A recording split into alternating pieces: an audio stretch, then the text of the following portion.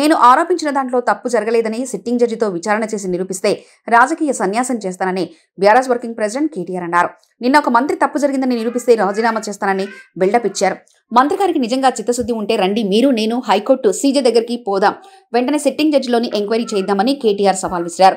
Sitting judge గారు గనక ఇందులో తప్పులు ఏం జరగలేదంటే నేను రాజకీయ సన్యాసం చేస్తానని కేటీఆర్ బహిరంగంగా ప్రకటించారు.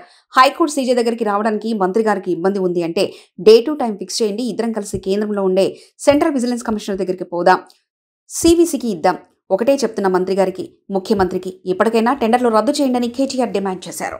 మీరు నేను ఇద్దరం కలిసి హైకోర్టు సీజే దగ్గర పోదాం, వెంటనే సిట్టింగ్ జడ్జితోని ఎంక్వైరీని అడుగుదాం, మొత్తం పెట్టండి ఫైల్స్ ఆయన ముంగట, గతము ఇప్పుడు మొత్తం పెట్టండి. సిట్టింగ్ జడ్జి గారు కనుక ఇందులో ఏం తప్పులేం జరగలేదు అని ఒకవేళ వారు తీర్పునిస్తే ఆయన రాజీనామా అన్నాడు కదా, రాజీనామా కాదు, నేను రాజకీయ సన్యాసం చేస్తాను. మంత్రి గారికి ఒకవేళ ఏమైనా ఇబ్బంది ఉంది హైకోర్టు సీజే దగ్గర రావడం అనుకుంటే ఇద్దరం కలిసి కేంద్రంలో ఉండే సెంట్రల్ విజిలెన్స్ కమిషనర్ ఉంటాడు, ఇద్దరం పోదాం. నెక్స్ట్ వీక్ నేను పోతా, నువ్వు కూడా రా, టైం చెప్పు, డేట్ చెప్పు, ఇద్దరం కలిసిపోదాం, సివిసికి ఇద్దాం. మంత్రి గారికి నేను ముందే చెప్తా ఉన్నా, ఇప్పటికైనా తప్పు సరిదిద్దుకోండి, వెంటనే టెండర్లు రద్దు చేయండి.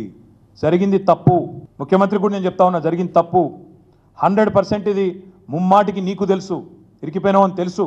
ఆశ్రిత పక్షపాతం లేకుండా, రాగద్వేషాలు లేకుండా నేను నా బంధువులకు, నా కుటుంబానికి సాయం చేయను అని చెప్పి ప్రమాణ స్వీకారం చేసిన ముఖ్యమంత్రి, నీ డిపార్ట్మెంట్లో, నీ కింద ఉండే మున్సిపల్ డిపార్ట్మెంట్లో నీ బావమరిది ఏది 2 కోట్లు లాభం పోయిన సంవత్సరం అంతకుముందు సంవత్సరం ఆర్జించిన ఒక కంపెనీ, కేవలం 2 crores ప్రాఫిట్ ఉన్న కంపెనీకి 1000 కోట్ల కాంట్రాక్ట్ ఇచ్చి అవినీతి జరగలేదంటే ఎవడన్నా ప్రపంచంలో నమ్ముతాడా?